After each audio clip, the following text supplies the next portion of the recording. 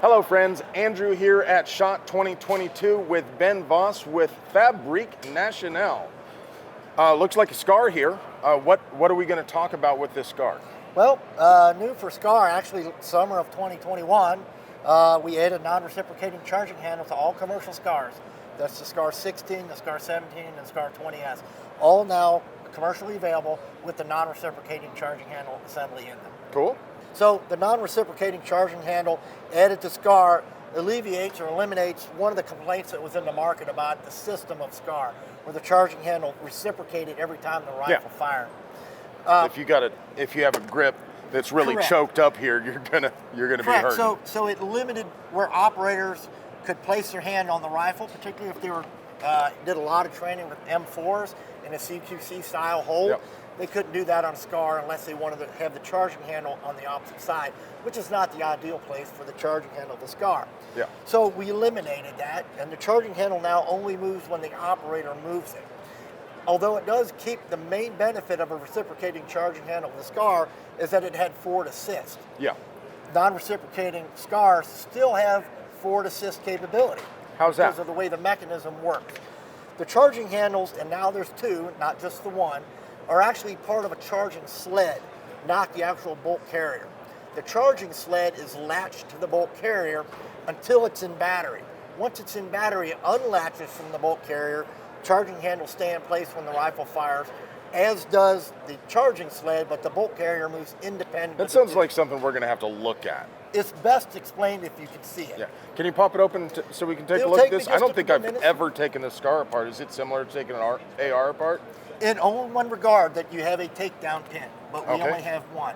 So we can push this through? Well, first we need to remove the magazine and make sure the rifle's clear. So magazine removed, and this assembly of the non-recip is not very different than the reciprocating, except we have the extra component of the charging sled assembly to remove. Once that's off, this just pushes forward and the lever's off the gun. Okay. Now the rear stock is going to slide off toward the top or the bottom of the receiver, top as you see it. Now if you look inside the back of the rifle, here's where on the reciprocating you'd grab the charging handles and move the entire bolt carrier assembly to the rear. Here, we're just going to unseat the same guide rod and spring assembly as we did before. But now you'll notice, keep an eye on the charging handles. I'll actually show it this way. You can see the bolt carrier. The bolt carrier, well, it wasn't in battery. The bolt carrier now moves independent of the charging handles. Okay. However, once I unlatch them, charging handles now have control of the bolt carrier. Wow. But when it's in its fire position, it unlatches, it runs on the action of the piston. That is some crazy wizardry right there. So this is the non-recip bolt carrier, and it is now skeletonized. It's skeletonized to allow room for that charging sled to be inside the same receiver space as the previous bolt carrier. But the bolt's the same, the firing pin's the same, the cam pin's the same. It's just everything forward of the bolt face is now skeletonized. Your viewers will notice there's now a hook on the front of the bolt carrier. Okay. That when I show you the charging sled, you'll see how that interacts. But the piston still contacts the bolt carrier in the same place it did previously. So now, with the carrier out of the way, I can unlatch the charging sled with the charging handles, bring them back to the end of the carrier path, just as I used to do on the reciprocating, and the charging handles now just pop out. There are now two charging handles shipped with the rifle. They're reversible? They are reversible. So there's a compact one, which is really a backup for your support side. And now there's an offset one, which is bent. So it's angled down to allow for more clearance on your charging path if you've got a mount directly above that charging path. Just by adding these two, you can reverse them. You can use one or the other. You don't have to have them both in the gun. So once those are out, now I can reach inside and push the charging sled out of the back of the receiver. With the charging sled out, you can see that the latch located on the front of the charging sled has got a hook that interacts, again, with the bolt carrier, and it hooks to it. On the front of the new reciprocating SCAR 16s and 17s, there's a pin inside the new front plate that activates that lever. disengages it from the carrier and now holds that in place. So once this gets up to the front there, it'll unhook it from there, and this stays in place. Yes. So this lever not only unhooks it from the carrier, but also holds it in place when the rifle recoils. In case there's friction between the two, this is held forward. But it's not. Yeah, we were doing a carbine class a few months ago, and my boss Paul was running this rifle, had a piston system in it, and there's just enough friction, just enough friction and change of dimensions that the non-reciprocating AR charging handle was moving around every single time the bolt carrier would move. That's pretty slick. But it's not so tight that you can't, if you need to, pull through, and it unlatches because of the force you can apply here, so you can come back and do your manual of arms. If you need to clear the rifle, if it malfunctioned with them disconnected, this pulls right through. You can get them connected again and do what you need to do, the forward assist or clear the gun, whatever needs to occur. So I'm trying to imagine. So the charging handles go here. Charging handles are riding inside the charging sled. The charging sled is connected to the carrier via the front latch until they're all the way forward in the battery. Then it lets go of it. Now that pin now holds the charging sled in place while the bolt carrier is free to cycle under the action of the piston. Yeah. So if it's not forward all the way, it's going to stay latched to it, and that way I can smack on that charging handle. This is why you still have forward assist capability. That's pretty cool. That's wild. That probably took a lot of work. It only took me 30 minutes to invent this. Right? No. I don't believe it. That's not true. This design is actually about 9 years old. When the military first adopted the Mark 16, 17, and 20s in the late 2010s, they had reciprocating on them. That's what the specification was. That's what the contract required we deliver. However, they like to see adaptations. Some of the operators complained, as did some of our commercial customers. We don't like reciprocating charging handle for the reasons we've already mentioned. So we showed them, we invented and came up with a solution that they could retrofit their Mark 16s and 17s to this capability. For whatever reason, by the time we got it to them, they weren't interested in it anymore, so we kind of pocketed it. Gotcha. Commercial SCAR, in the market, people still complained about it, but not so much that we were restricting sales, but we thought it was time to bring it out to refresh the rifle, to answer the complaints of the reciprocating charging handle, offer greater I mean, if you spend the time and the money to invent a product, why not sell it? Well, you got to innovate. You got to keep improving. Otherwise, you will fall behind in this competitive market. We also offer the customer more flexibility now, out of the box, by skeletonizing the bolt carrier to allow for the charging sled. We've reduced the reciprocating mass. So the elephant in the room here is whether you could retrofit an existing SCAR, and my hunch is no, because this relies on a component inside the receiver to activate this latch.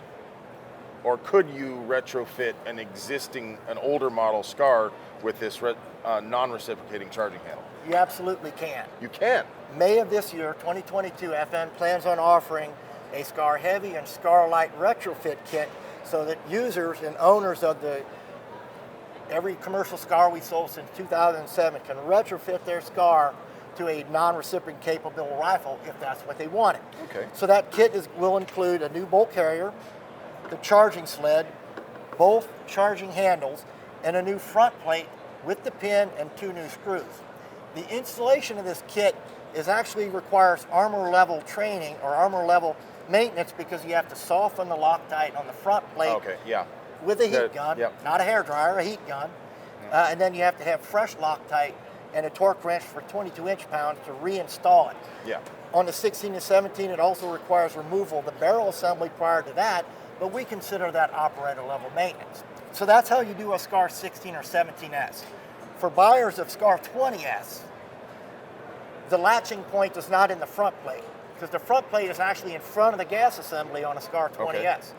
When the SCAR 20S first came out in the commercial market, there was some speculation of what the 2 funny screws behind the gas block were on the SCAR 20S that were not there on the Mark 20. That 2 screws, there's actually 2 on each side, 4 screws hold a block that already had that pin in place. Because to retrofit a SCAR 20S without that, you'd have to drill holes, countersink holes in the exact location. So every SCAR 20S that's ever been made was made ready to accept this once I had it available. That's pretty slick. So without even knowing it, consumers have already bought rifles that If they can have a accept. 20S, yes. That's I pretty didn't cool. have to do it on the 16 and 17 because it's just replacing the front plate, which is done easily enough with the correct tools. That's excellent attention to detail and future proofing and all that. That's remarkable. That's what we do at FN. We do remarkable. So we have a saw to look at too, right? We do. Let's reassemble this. Diddly, diddly, diddly, diddly. Okay. So you want to show me how to put it back together? Absolutely. So reassembly is basically just in reverse order. It only has the extra step of installing the charging sled prior to the bolt carrier, and it leads with the hook, and with the receiver upside down, the hook is on the bottom, and it's going to go into that top raceway inside the receiver. I push it in, I lead it all the way forward in the receiver until the two windows, or the two pockets, align with the rear windows on the charging handle path. And again, like we mentioned earlier, these can go in on either side. And in fact, if somebody wanted to put this on the right side, angled up without an optic, they could charge it just like they would an AK-47. Oh yeah. But we'll set it up for a typical right-hand shooter where the offset one is located on the left side, the compact one or smaller one, shorter one is located on the right side. And I'm just going to send that charging sled assembly into its battery position. Next, bolt carrier assembly goes in just like it did previously. There we go. Guide rod and spring. Rear stock assembly. Trigger module.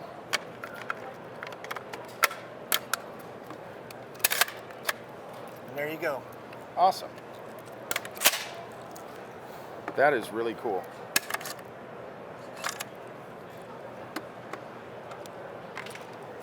So if I could do this without biting my finger too much, I can push forward on that and feel it. That's pretty slick. So you have a saw for us to look at also. The 249S. So by the magic of video editing, we're back here with a new gun. This one's a saw. Looks like a 249, a semi-auto 249. Yes, this is the FN M249S, so it's a semi-automatic version of the iconic and legendary M249 saw. The configuration we have here happens to be the para configuration. With the collapsing stock. The collapsing stock and the 16.1 inch barrel.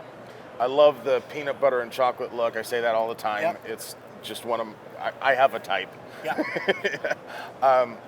This is a handsome looking gun. Can we talk a little bit about what makes this semi-auto?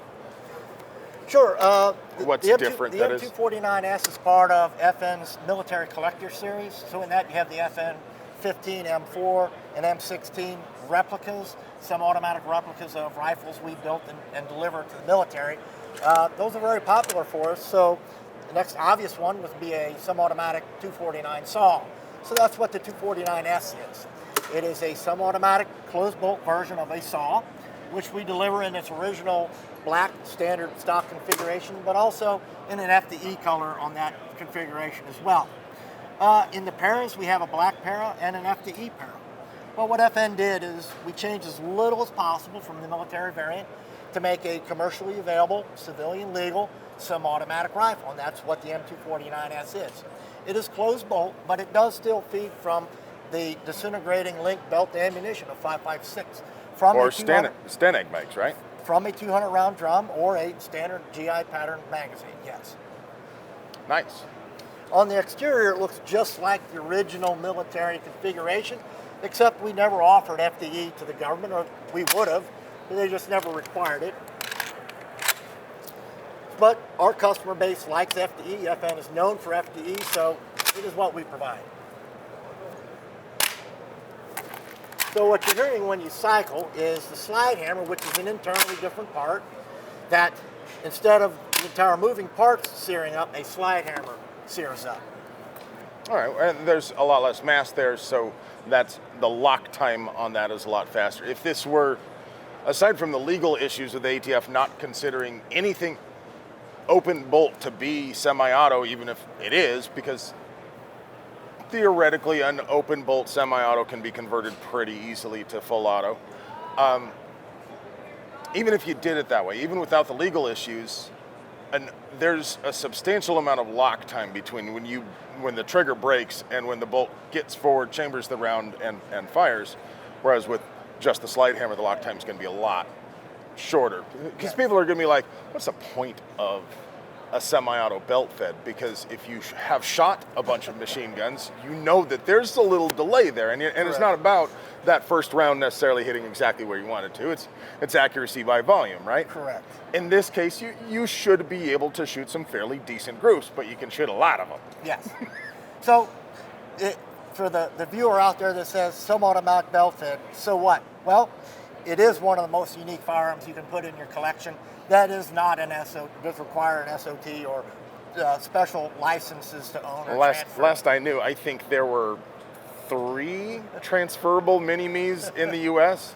So it is unique. Not a lot of guns like it in this market. It is as close to the real thing as you can get without raising your right hand and joining the military to carry one.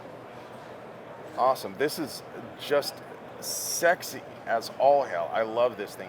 It's gorgeous. Thank you for taking the time to walk me through both of these. Thank you for putting up with my nonsense. Thank you guys for watching. I love you.